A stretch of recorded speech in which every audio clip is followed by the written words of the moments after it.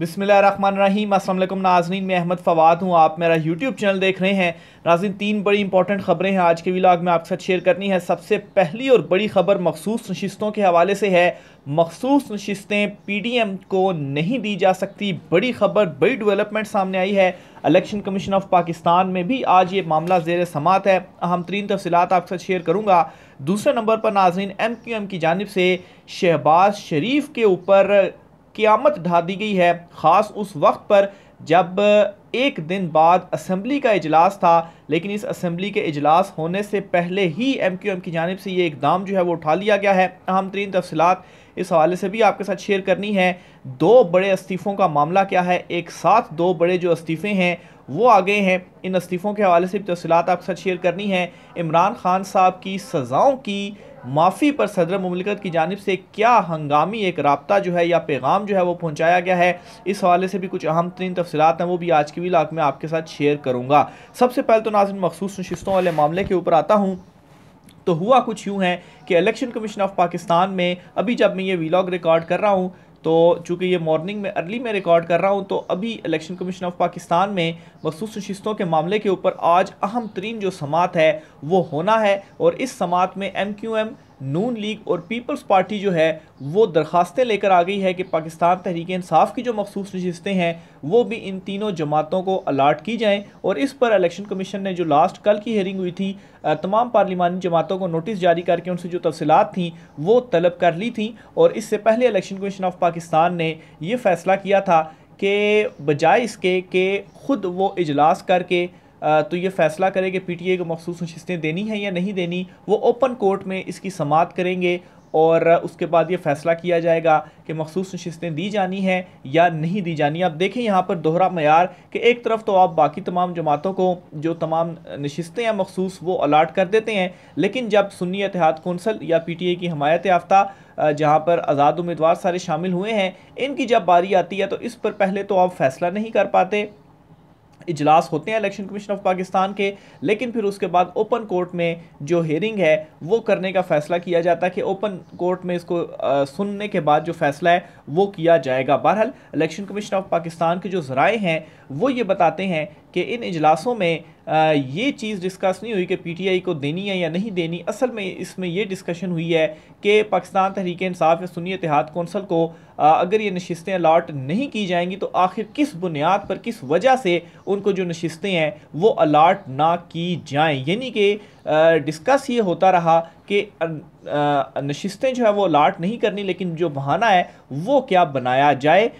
तो इसके अंदर जो है वो इस इजलास में कोई जो डिसीजन था वो नहीं हो सका। और फिर क्यों नहीं दी जा रही मखसूस नशिस्तें, इसकी भी बड़ी एक अहम रीज़न है, और वो रीज़न है सेनेट की नशिस्तें। तो अगर पाकिस्तान तहरीक इंसाफ के पास ये मखसूस नशिस्तें आ जाती हैं तो इस बुनियाद पर वो मज़ीद अपने जो सेनेटर्स हैं वो मुंतखब कर सकते हैं। और सेनेट का भी इजलास नेक्स्ट मार्च के मिड में जो है वो होने जा रहा है। और जो दीगर जमातें इलेक्शन कमीशन में उन्होंने रुजू किया हुआ है कि उन्हें मखसूस नशिस्तें दी जाएं, इससे क्या होगा, उनको मज़ीद नशिस्तें मिलेंगी तो वो अपने मज़ीद जो सेनेटर्स हैं वो मुंतखब करवा सकते हैं। तो बहरहाल ये इस वक्त मखसूस नशिस्तों के मामले पर ओवरऑल जो सिचुएशन है वो चल रही है। लेकिन बड़ी ब्रेकिंग न्यूज़ ये है कि इलेक्शन कमीशन ऑफ पाकिस्तान ये मखसूस नशिस्तें किसी भी दूसरी जमात को नहीं दे सकता। इस हवाले से सलमान अकरम राजा जो हैं उन्होंने वाज़े तौर पर कानून का हवाला देते हुए इस बात की तस्दीक की है और ये कहा है कि कानून में कहीं नहीं लिखा कि किसी की मखसूस नशिस्तें दूसरी जमातों को बांट दी जाएँ। सदर आइन के मुताबिक ही चलेंगे। अगर हमें तादाद के तनासब से सीटें दी जाती हैं तो तनाज़ा पैदा ना होता। सदर ने इलेक्शन कमीशन को वक्त दिया कि ऐवान को मुकम्मल करे। तो अब ये सलमान अकरम राजा जो हैं वो भी इस बात की तस्दीक भी कर रहे हैं कि वाकई इलेक्शन कमीशन ऑफ पाकिस्तान जो है और ये जो सारी जमातें जिन्होंने ECP में रुजू किया हुआ है जी कि सीटें हमें दी जाएँ, तो अव्वल इनका ये था कि मखसूस नशिस्तें PTI को ना दी जाए और इनमें बांट दी जाए, लेकिन कानून चूँकि इस बात की इजाज़त नहीं देता कि किसी दूसरी जमात को आप ये मखसूस नशिस्तें दे दें। और ये पाकिस्तान तहरीक इंसाफ के जो हिमायत याफ्ता आज़ाद उम्मीदवार हैं जो कि सुन्नी इत्तेहाद कौंसल में शामिल हुए हैं, ये उन्हीं की ही नशिस्तें हैं। इस चीज़ के अगेंस्ट कोई ऐसा मामला नहीं आ सका या नहीं जवाज़ ढूंढा जा सका कि किस चीज़ को बुनियाद बनाकर ये सीटें उनसे ली जाएं। तो इसलिए ये ओपन कोर्ट हो रहा है और दूसरे नंबर पर चूँकि दूसरी जमातों को भी नहीं दी जा सकती, इस वजह से इनको मज़ीद जो लाले हैं वो भी पड़ चुके हैं। और फिर इलेक्शन कमीशन ऑफ पाकिस्तान के ऊपर एक और तलवार ये भी लटक रही है कि सदर मुमलिकत ने जो कौमी असम्बली का इजलास नहीं बुलवाया, जो समरी रिजेक्ट की है, उसमें सारे का सारा जो मलबा है वो इलेक्शन कमीशन के ऊपर आ रहा है कि इलेक्शन कमीशन ऑफ पाकिस्तान जो है वो क्यों जो मखसूस नशिस्तें हैं वो अलाट नहीं कर रहा और जो पार्लिमान है इसे वो मुकम्मल क्यों नहीं कर रहा। तो ये इस वक्त इनको हाथ पांव लगे हुए हैं, लेकिन मखसूस नशिस्तें जो ये हासिल करने की कोशिश कर रहे हैं वो इनको नहीं मिलनी। और सलमान अकरम राजा ने ये जो सारा का सारा मामला है वो मज़ीद क्लियर कर दिया है। इस पर उन्होंने मज़ीद ये कहा है जी कि जिस तरह इलेक्शन के बाद 21 रोज़ के बाद भी कौमी असम्बली का इजलास बुलाने के हवाले से वाज़े है, इसी तरीके से मखसूस नशिस्तें मिलने के हवाले से भी वाज़े है।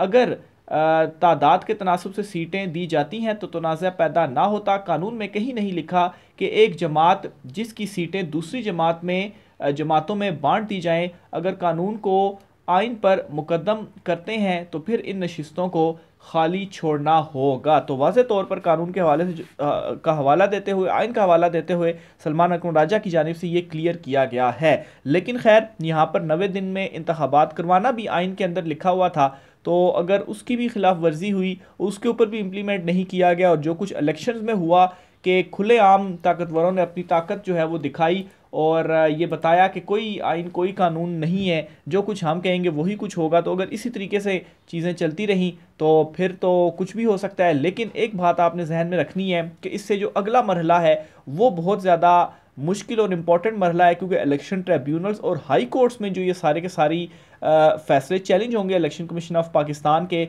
तो फिर वहाँ पर जो कुछ आप अभी देख रहे हैं इलेक्शन कमीशन ऑफ पाकिस्तान का रवैया और वन साइडेड रवैया, तो अदालतों में इस तरह से चीज़ें नहीं होंगी। इसीलिए इस वक्त जो है वो मौलाना फजल रहमान या तमाम जो दीगर जमातें इवन के नून लीग के अंदर से ये आवाज़ें उठ रही हैं कि 6 महीने साल से ज़्यादा आपकी ये जो हुकूमत है वो नहीं चल सकती। इस हवाले से मौलाना फजल रहमान की जानिब से भी जो एक और बयान है वो भी सामने आया और उन्होंने कहा है कि मुल्क चलने वाला नहीं, निज़ाम बैठ जाएगा, हुकूमत में शामिल नहीं होना चाहते। तो क्या वजह है कि आखिर मौलाना फजल रहमान जो कि हर हुकूमत का हिस्सा होते हैं वो इस हुकूमत का हिस्सा नहीं बन रहे? इसकी साफ वजह यही है कि ये हुकूमत नहीं चलना, ये मैंडेट जाली है। डाका मारने के बाद ये जो मैंडेट है वो लिया गया है, इस वजह से मौलाना फजल रहमान भी इस हुकूमत में शामिल नहीं हो रहे। दूसरी बड़ी खबर नाज़रीन MQM के हवाले से आपको बताता चलूँ, कल मुस्तफ़ा कमाल की जो ऑडियो है वो लीक हुई, जिसमें उन्होंने ये कहा जी कि जब हमने नून लीग के वफ्द से मुलाकात करने गए तो उन्होंने हमें कहा जी कि आपकी तो 100% जाली मैंडेट है, हमारा फिर 50-60% जाली मैंडेट है। उन्होंने अपने मुंह से इकरार किया एटलीस्ट यानी 60% तक वो आ गए। इस ऑडियो के हवाले से पहले तो ये कहा गया जी कि ये तो फेक है, फैब्रिकेटेड है, क्या इसकी जो है वो सनद है। लेकिन इस पर मुस्तफ़ा कमाल जो हैं वो ख़ुद सामने आए हैं और उन्होंने अपना एक वीडियो पैगाम जारी कर दिया और उन्होंने कहा है कि ये जो ऑडियो है ये बिल्कुल दुरुस्त है। और उस पर उन्होंने कहा कि इसमें क्या मुज़ायका है कि वो हमें कह रहे हैं कि जाली मैंडेट है, हम उन्हें कह रहे हैं कि जाली मैंडेट है, तो इसमें क्या कोई ऐसी बातचीत हो गई है। तो बहरहाल उन्हें मालूम नहीं है कि उन्होंने इतराफ़ करने के बाद जो है वो अपने मुंह से इकरार करने के बाद वाकई पाकिस्तान तहरीक इंसाफ का मैंडेट छीना गया, इस बात की मज़ीद जो तस्दीक है वो कर दी है। अब वो क्या कहते हैं जी, ये आप पहले सुने सारा। MQM पाकिस्तान की राब्ता कमेटी को मुस्तफ़ा कमाल की ब्रीफिंग की ऑडियो सोशल मीडिया पर वायरल हो गई।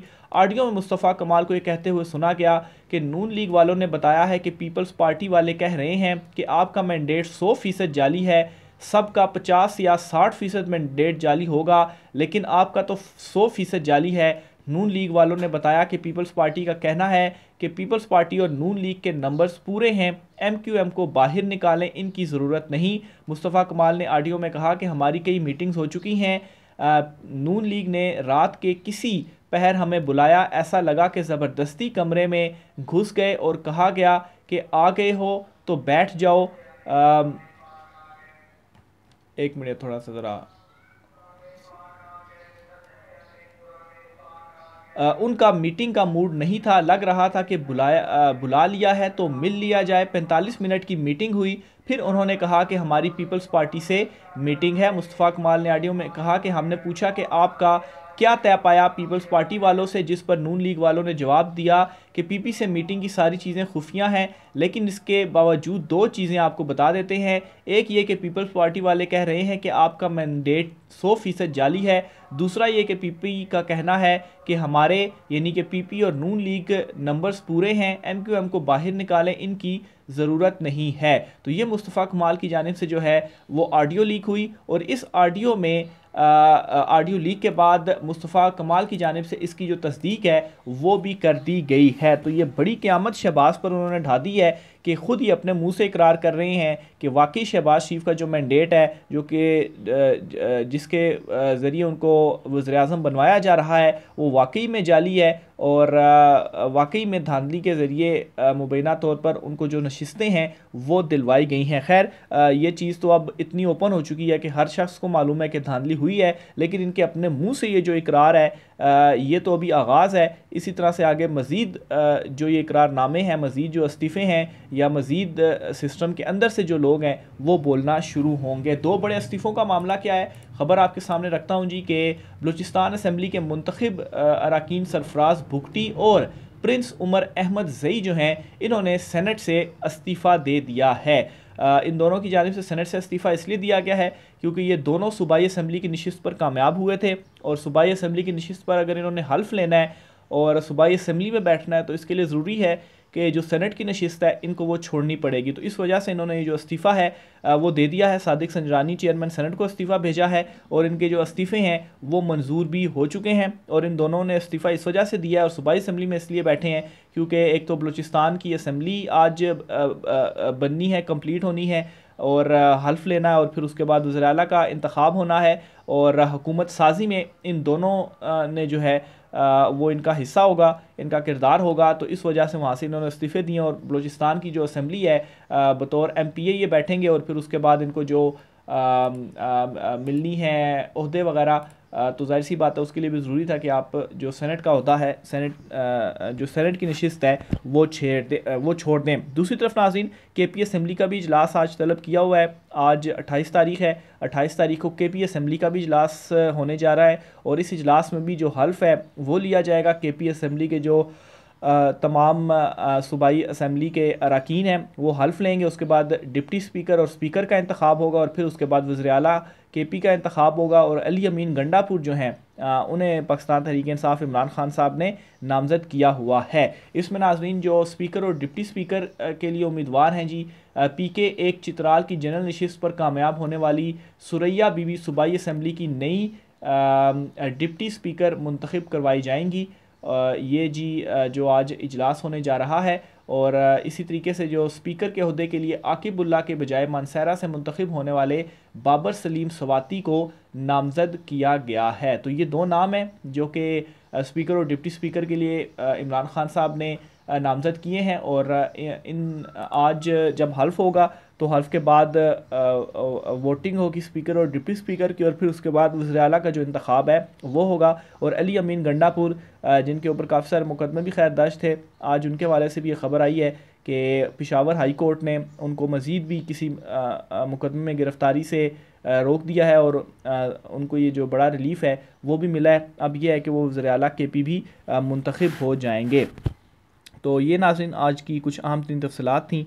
मैं मज़ीद देख लूँ। हाँ, आखिर में इमरान खान साहब की सज़ाएँ माफ़ करने के हवाले से क्या कुछ तफसीलात इस वक्त चल रही हैं। तो हुआ यूँ है जी कि इमरान खान साहब को ऑफ़र की गई कि सदर मुमलिकत जो हैं वो जाते जाते आपकी तमाम तर जो सज़ाएँ हैं वो माफ़ कर देते हैं, क्योंकि सदर मुमलिकत के पास ये इख्तियार है कि वो किसी की भी जो सज़ाएँ हैं वो माफ़ कर सकता है और डायरेक्ट माफ़ कर सकता है। इसके लिए किसी की एडवाइस की उसे ज़रूरत नहीं है। तो अगर आप कहें तो आपकी जो सज़ाएँ हैं वो माफ़ की जा सकती हैं, लेकिन इमरान खान साहब ने इसके ऊपर बिल्कुल इनकार किया, साफ़ इनकार किया और कहा कि सदर को कोई ज़रूरत नहीं है मेरी सज़ाएँ माफ़ करने की, कोई इस तरह का इकदाम वो ना उठाएं। वैसे भी उनके ऊपर जो मुकदमे हैं वो इतने बोगस हैं और इतने कमज़ोर हैं कि इमरान खान साहब को जब भी फेयर ट्रायल होगा तो रिलीफ तो उनको मिलना ही मिलना है। इस्लामाबाद हाई कोर्ट में ऑलरेडी उनकी अपीलें फ़िक्स हो चुकी हैं, जहां पर नेक्स्ट वीक तक इन अपीलों में उनको रिलीफ मिल जाएगा। फिर 190 मिलियन पाउंड के ऊपर भी फर्द जुर्म आयद हो गई है, गवाहों को तलब किया गया है, तो वो भी फ़ैसला जल्दी आ जाएगा और उसमें भी हाई कोर्ट से इमरान खान साहब को